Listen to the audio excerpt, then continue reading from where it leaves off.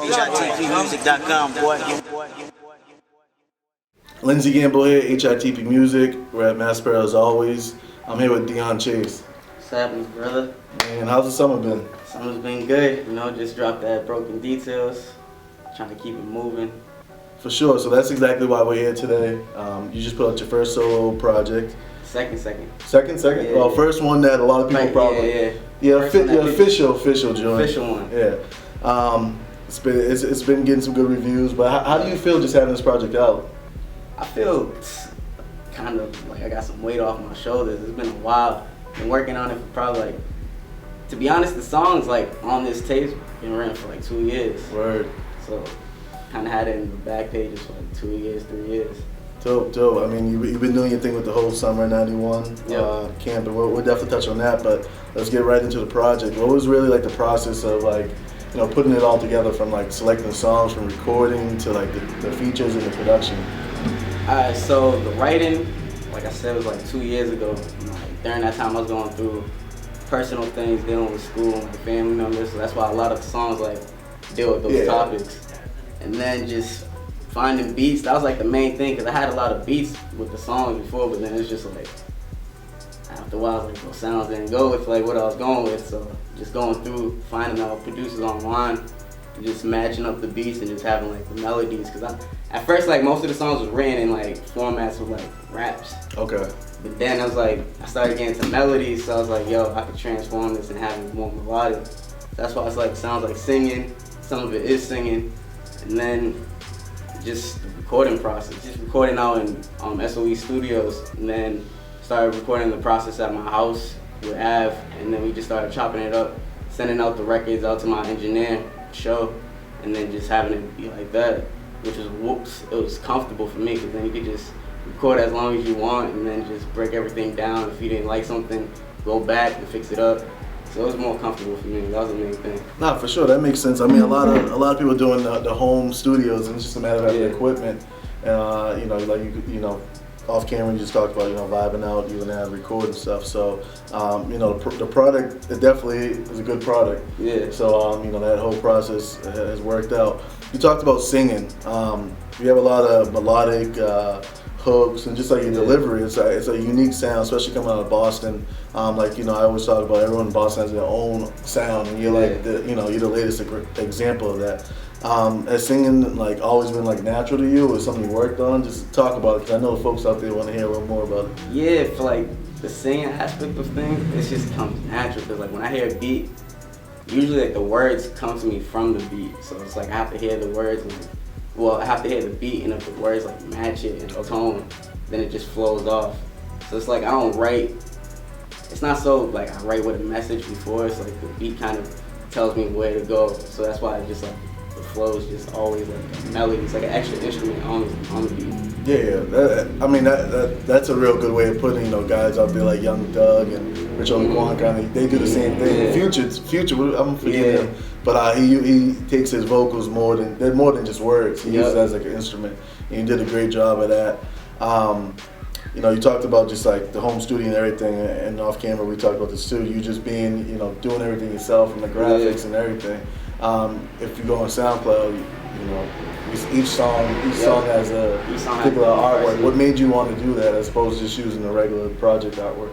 It's not too deep. I was just talking to Av, and I was yo, what do you think about having the idea of each song having their own picture? Because it's just on SoundCloud, if it just has the same thing, some people might get confused and be oh, it might be the same song if you're just scrolling by fast. But when you see each different artwork, you're alright, this is a new song. But then it's on the playlist, it's just the original artwork. So let's just switch it up and be different. Word. I mean, it's a small aspect, but it definitely. When I listen to it and listen to it on SoundCloud, you see the image there, and it kind of gives you a visual to go along with what you're talking about.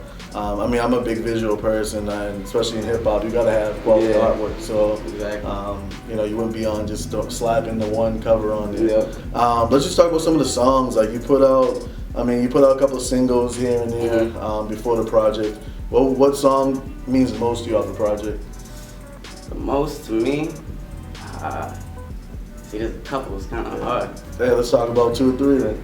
Alright, so Ghetto Kidz, that's a personal one to me. That's the second track though. Yeah. Opening. Well, you have the intro. Basically, the the opening to the whole tape, and that's just talking about like me coming back home from like school in New York, and just like seeing the young kids that I grew up with, and like start seeing the transition that comes on to them, like growing in like areas that like most people don't think much of you. Yeah. So it's like we filthy rich. It's like plays on words. It's like yo, you're a ghetto kid. It's like most people won't think anything of you, but like you know you got money to you. You got some type of worth. So that is just like talking about people like I know that's like going through stuff in the system, and then just like trying to prosper. So that's just like a personal one. And then like the second one is like I say Skyfall, because that's like the most like I was trying to sing on that. I was really trying to sing on that. I was listening to R. Kelly actually, and then I was just trying to like the melodies on like the hook and stuff like that. I was just like, yo, gotta evoke some emotion in there and just like really talk about some stuff that I was like. At first when I was writing, I didn't even want to like talk about certain things because it's like later on like my parents don't listen to it regardless. So it's just like some certain things I was like, yo, should I just like hold back or just let it go? And I was like, yo, it's music. You gotta just let everything out.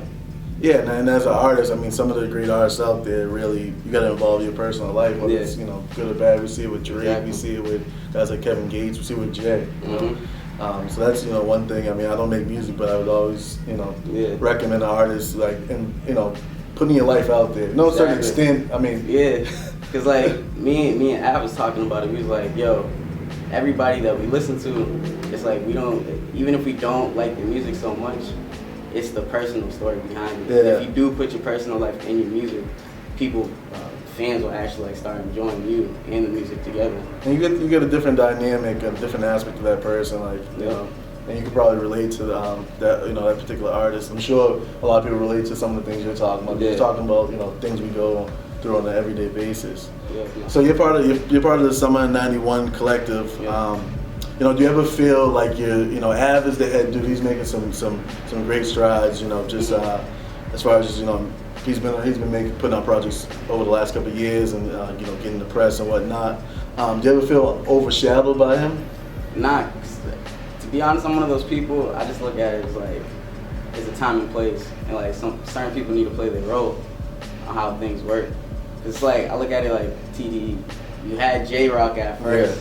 But then Kendrick came. J-Rock, everybody knows, was the head person. It's like, yo, you got to play your role now. This person's getting more press, more everything, so you got to just help out. And then as a collective, since we're a collective, we work together. It's an understanding. So it's like, we help each other. We gain like networking skills. I learn off of him, just traveling around with him. So I think it's beneficial to me too. Not even just to say like, oh, using, but like just learning. Yeah, that's like the best thing. Definitely. I mean, you're talented, like, so it's just a matter. It's always about timing, and you know, you never know what can happen. It's just a matter. You know, it can be that one song that you know breaks you or whatnot. But you know, I like what you guys have going on. You know, you guys push each other's music, and you know, we definitely want to hear some more of that Slum. Yeah, we're trying, but he's wrapped up in it, and I'm one of those people like. I can't. If that's like really what you're fully passionate about, I'm not gonna like try to. Definitely. Slow you up. Same thing, everything's about timing. What can we expect? You know, you rolled the project out, but you didn't really get any visuals. Do you have anything coming out? Yo, so this month we're working on a video for Ghetto Kidz. Alright, word. And then later on, probably like, I'll say in September, we're gonna do a little video for either Pretty Girls Live or it's gonna be something else. I'm not 100% sure, but it's gonna be another video in September. But so far, I'm trying to run with Pretty Girls Live. Word. So that's one of my favorites. Those are two good selections right there. Yeah. And I think everyone's gonna like those. What else?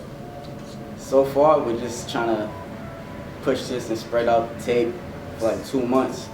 And then I'm just working on like probably like a birthday EP. Okay. That's like my next move. I don't even want to make it a secret. I just want to really tell people. Word. This tape is kind of a secret. Just give it. You got a project coming out? Yeah. For all you guys who know when his birthday is. September. Word. Word. But I'm gonna be turning 21 too, so. Dope. Have a little present for everybody else. Yeah. Man. Well, just before we wrap it up, man, what do you think about the state of music in general? Just Boston on the national level. Just let's hear your thoughts. I actually like it because I'm one of those people that just got not onto SoundCloud, but like probably like year and a half ago, I started using SoundCloud and like not crate digging, but like online digging. Like you find a lot of music and like hip hop's just been fusing a lot of things. And I'm one of those people. It's like melodies and everything. People accepting stuff now. So it's like as you see like Future, like it's melody with trap music, but people don't mind it. It's just like it's feelings, all feelings with music nowadays. So I'm enjoying it, especially like with the Boston scene.